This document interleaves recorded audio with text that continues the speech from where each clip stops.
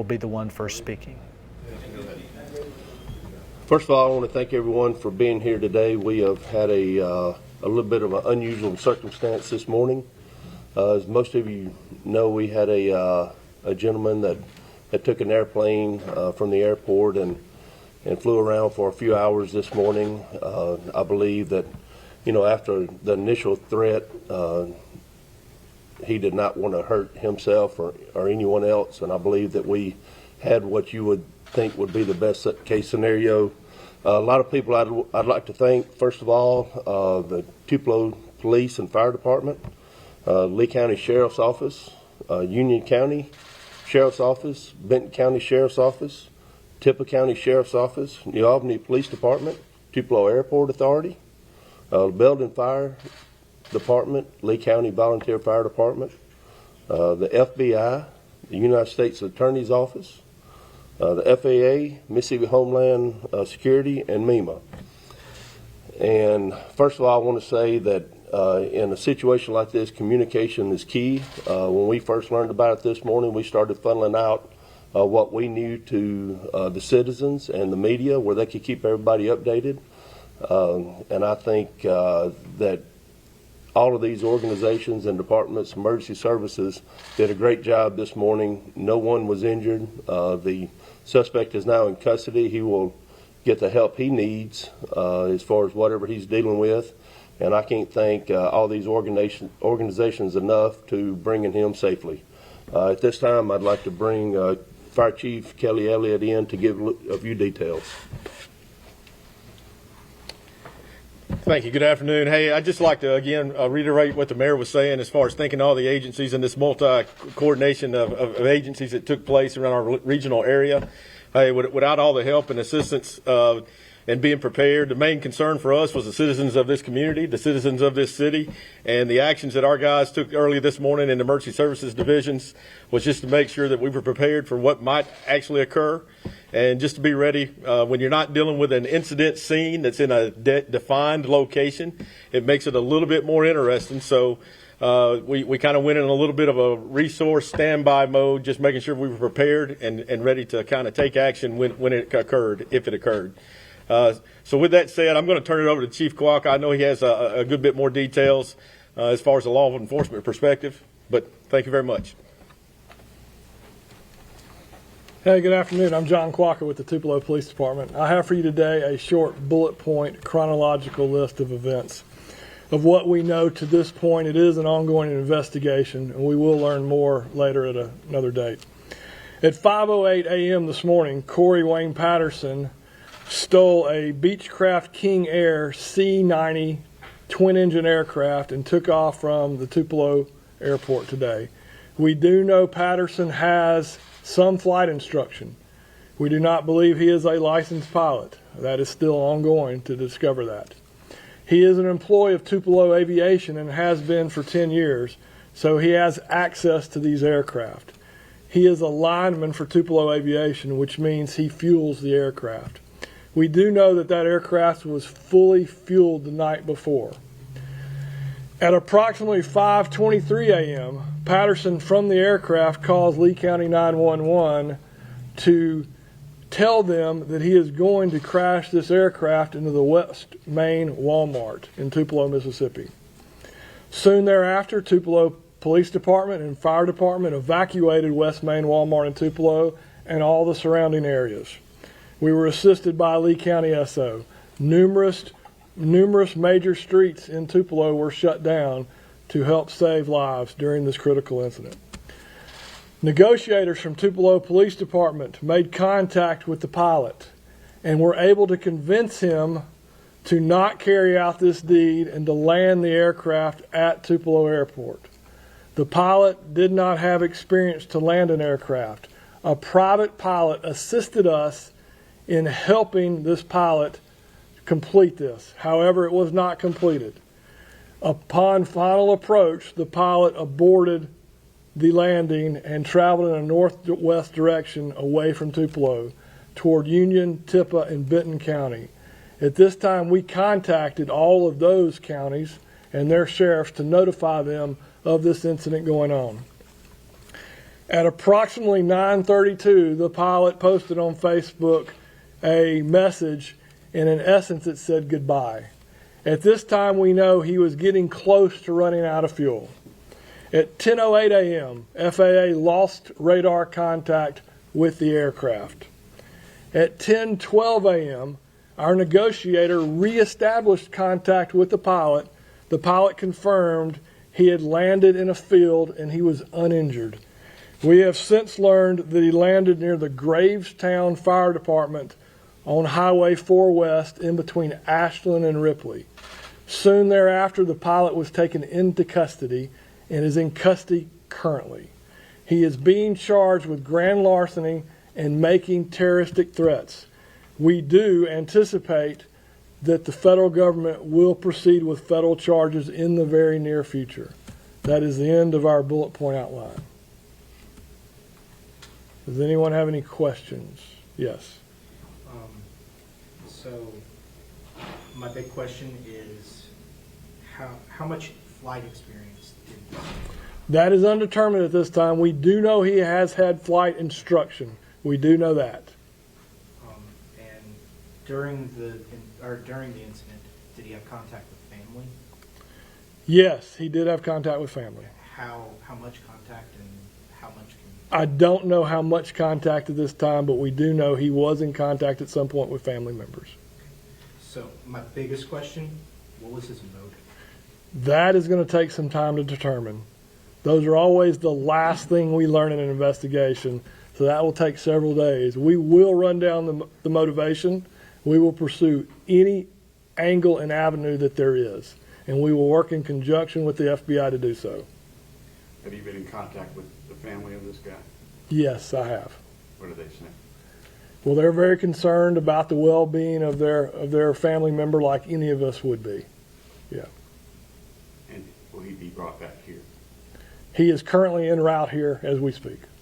Yes, to face our charges. How close did he get to, I know you said a plan was in place to try and get him on the ground and then he aborted. Just how close did he actually get to landing at the Tupelo airport? So he made an approach coming out of the north. He had lined up his aircraft, and we guesstimate he was probably 100 feet off the runway before he pulled up. Do you have any idea of why he abandoned that plan? Or? Not at this time. Hopefully we will learn those in the coming days of this investigation. Is there any damage to the aircraft? Oh, absolutely there's damage, but believe it or not, the aircraft is intact. Did he run out of fuel or getting close to that? We have reason to believe that he was very close to running out of fuel, and that's according to experts, pilots. Was there anyone in the tower when he took off this morning? So that tower is manned from 6 a.m. to 10 p.m., so no, there was no one in the tower. Yes. How did he gain access to the plane? So he is an employee of Tupelo Aviation that is located at the airport. So he has access to aircraft. That's his job. So you wouldn't describe this as a major security breach, but just somebody who took advantage of the privileges that they had? That's right. This is more likely a crime of opportunity. Yes. Okay. Thank you very much. The car that was Everyone was just that say his? their name and spell them. That would be helpful. Everyone would just say the name and spell it again. Everyone that's talking. Oh, all of us? Well, just everyone that's talking, if they could just Yeah. say their name and titles. Yeah. So I'm John Quaka, Quaka, Chief of Police, Tupelo, Mississippi. Kelly Elliott, KELLYELLIOTT, Fire Chief, Tupelo, Mississippi. Todd Jordan, Mayor of Tupelo. Common spelling. Common spelling, that's right. Again, I want to say, go ahead, Caleb. One more. Adam's question. The white Jetta that was towed, was that his? Yes. I will say that his family was here at the PD and was in communication as much as they could. I spoke to them. They were very concerned before, but very thankful that, no harm was done to their son and their brother. So like I said, I think this is probably the best case scenario. When I get a phone call at 6 o'clock in the morning from the police and fire chief, it's never a good thing. And of the 1,000 scenarios that I could have thought of, this was not one of them that would happen here. But, just did a great job of everybody involved of bringing this to a resolution. Thank you, everybody, for Did he coming. go into custody without incident? I believe so, yes. All right, thank you.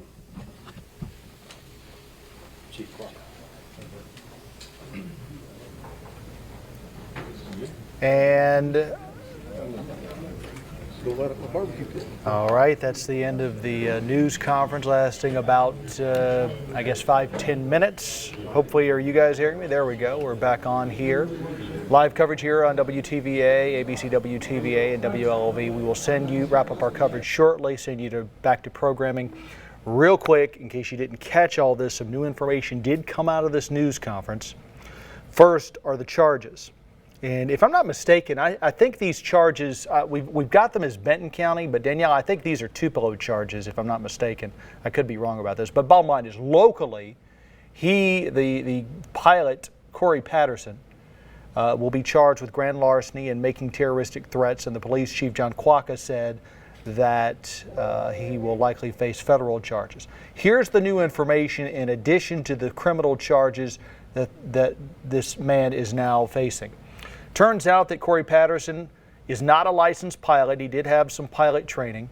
He is an employee of Tupelo Aviation. The plane took off from Tupelo at 5:23 this morning. He had access to a plane because he obviously works at the airport. And because of that, he was able to get in the air, had some limited flight training. And even though he had some flight training, he apparently didn't know how to properly land the plane. Shortly after takeoff, he apparently called Lee County E911 and said, "I'm going to crash the plane into the Walmart on West Main Street." Of course, the store's evacuated, anything in the surrounding area, they try to evacuate that. If you would, go ahead and show the plane flight, if you would, while all this is going on. At one point, you may notice, you could see there, it looked like he was going to try to land at the Tupelo Regional Airport. Police Chief John Quacca said that they got a private pilot. They tried to talk him into try to talk him down, basically, because he really didn't know how to land the plane.